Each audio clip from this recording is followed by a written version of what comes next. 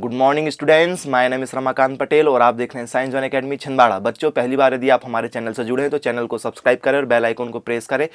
और आपको कोई भी डाउट्स रहेंगे तो आप हमें कमेंट्स करके पूछ भी सकते हैं। क्लियर हो गया? तो हम बात करेंगे आज का टॉपिक जो है हमारा एंजाइम। तो एंजाइम के बारे में आप जानते होंगे कि एंजाइम क्या होता है। एंजाइम एक प्रोटीन होता है बच्चों, जो हमेशा सजीवों में विद्यमान होता है। इसके कारण से क्या होता है?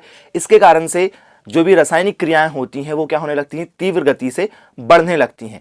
तो अभिक्रियाओं को गति देने के लिए हम एंजाइम का प्रयोग करते हैं। और पहला एंजाइम जो खोजा गया था, एमाइलेज नामक का एंजाइम खोजा गया था, जिसको वर्जिलियस ने खोजा था। एमाइलेज नामक एंजाइम को किसने खोजा था? वर्जिलियस ने खोजा था। लेकिन इसके बारे में कि एंजाइम क्या है, क्या होता है, इसकी खोज करता जो थे वो थे हमारे कुहने। ठीक है, कब किए थे? 1878 में कुहने ने इसके बारे में बताया था। ठीक है, किसमें बताया था? ईस्ट में, जो हम खमीर जिसको कहते हैं, उसमें इसका पता चला था। तो ये होते क्या है, एक बार डेफिनेशन बेस देखते हैं। तो प्रोटीन से बने बेकार्बनिक अणु जो सजीवों में संपन्न होने वाली जैव रासायनिक क्रियाओं में, ठीक है, किसमें? सजीवों में संपन्न होते हैं। और कैसे होते हैं? रासायनिक क्रियाओं में। कैसे? अल्प मात्रा में उपस्थित रहकर अभिक्रियाओं को क्या देने लगते हैं? को प्रेरित करने का कार्य करते हैं। मतलब अभिक्रियाओं को क्या करते हैं? बढ़ाने का कार्य करते हैं, गति देने का कार्य करते हैं। एंजाइम कहलाते हैं।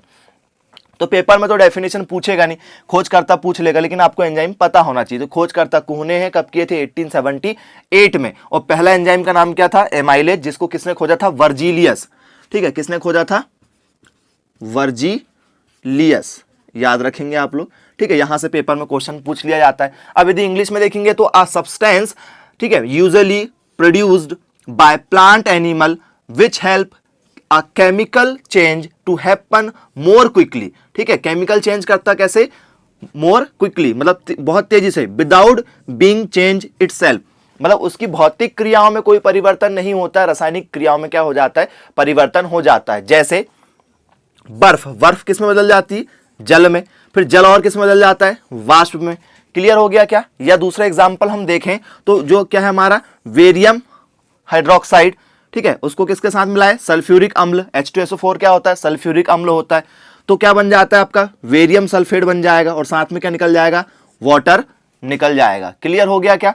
और एक हाइड्रोजन गैस भी निकल रही। तो इस तरीके से एक रिएक्शन बन रही है। तो रिएक्शन बहुत तीव्र गति से होती है। आप यहाँ पर और भी दूसरे एग्जाम्पल ले सकते हैं। NaOH का रिएक्शन करा दें आप, और किसी से किससे करा दें? NaOH का रिएक्शन किससे करा रहे? HCl से करा दें। तो क्या बन जाएगा? ये NaCl बन जाएगा। और साथ में क्या निकल जाएगा? H2 बाहर निकल जाएगा। ये आपका क्या बन गया? सॉल्ट बन गया।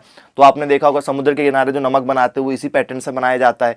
तो आपको ये भी पता हो गया कि ये रिएक्शन, जो केमिकल रिएक्शन किए हैं, किस तरीके से किए गए। यदि आपको ये वाली इक्वेशन समझ में नहीं आती है तो आप इससे पहला वाला जो हमारा वीडियो स्टार्टिंग में अपलोड हुआ था एटॉमिक स्ट्रक्चर केमिस्ट्री का, आप उस वीडियो को भी देख सकते हैं।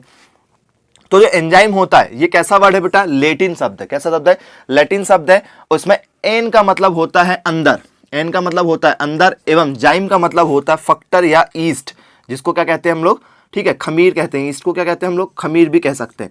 ठीक है, तो इसका मतलब जाइम का मतलब होता है फैक्टर या, ठीक। तो ये क्या करता है? कारक अभिक्रिया में भाग लेने वाले, ठीक है, अभिक्रिया के वेग को क्या कर देता है? 10 की घात 20 गुना बढ़ा तक देता है। ठीक है, कितने गुना बढ़ा देता है? 10 की घात 20 गुना तक बढ़ा देता है। मतलब मैंने आपको स्टार्टिंग में बताया था कि ये क्या करता है? एंजाइम क्या करता है? सजीवों में पाया जाता है और अभिक्रिया में यदि ये भाग लेता है तो अभिक्रिया को 10 की घात 20 गुना इतनी स्पीड से अभिक्रियाएं होने लगती है। क्लियर हो गया क्या बच्चों? अब यदि हम बात करें कि आप पहचानेंगे कैसे कि ये एंजाइम का उदाहरण है या नहीं, क्योंकि पेपर में पूछा जाता है कि निम्न में से एंजाइम का उदाहरण कौन सा है या कौन सा नहीं है। तो इसकी एक ट्रिक है, इनके पीछे अनुलग्न, ठीक है, लास्ट में पीछे कौन सा वर्ड मिलता है आपको? एज। जिसके पीछे में एज एज मिल जाए वो सब क्या होते हैं? ठीक है, एंजाइम होते हैं। एग्जाम्पल लाइपेज, लास्ट में क्या आ रहा है? एज। Amylase, as. यूरिपेज, फिर एज आया। माल्टेज, लास्ट में एज आ रहा है।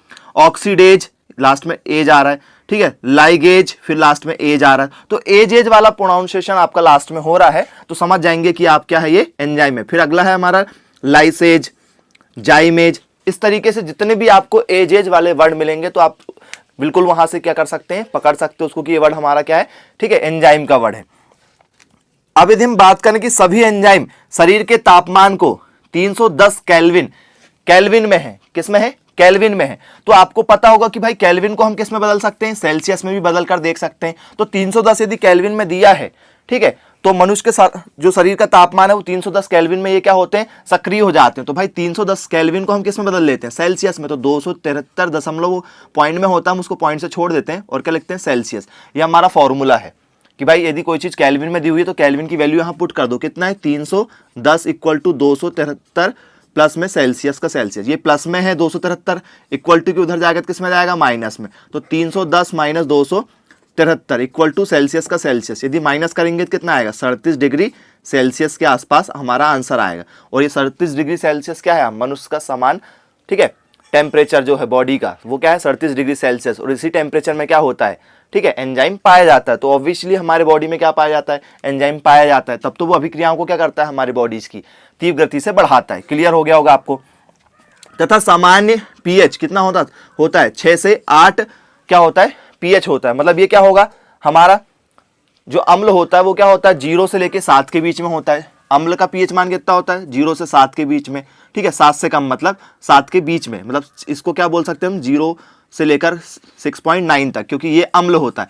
और ये क्या होता है हमारा बेस, ठीक है, कहाँ से कहाँ तक, 7 से मोर देन 7, मतलब 7.1 लिख सकते हैं इसको, कहाँ तक 14 तक लिख सकते हैं। और ये तो हमारा क्या होता है, उदासीन, 7 तो उदासीन होता है। पीएच स्केल आपने देखा होगा कहाँ से कहाँ तक, 0 से लेकर कहाँ तक होता है, 14 तक होता है।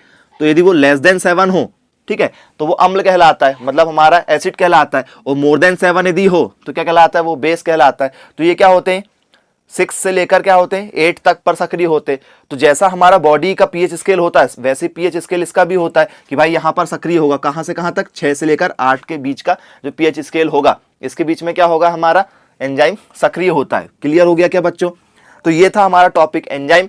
इससे रिलेटेड आपके कोई भी डाउट्स हैं तो आप कमेंट्स कर सकते हैं। यदि वीडियो अच्छा लगे तो चैनल को सब्सक्राइब करें, बेल आइकन को प्रेस करें, जिससे एग्रीकल्चर रिलेटेड सारे एग्जाम की नोटिफिकेशन आप तक पहुंच सके। Thank you for watching this video, have a nice day.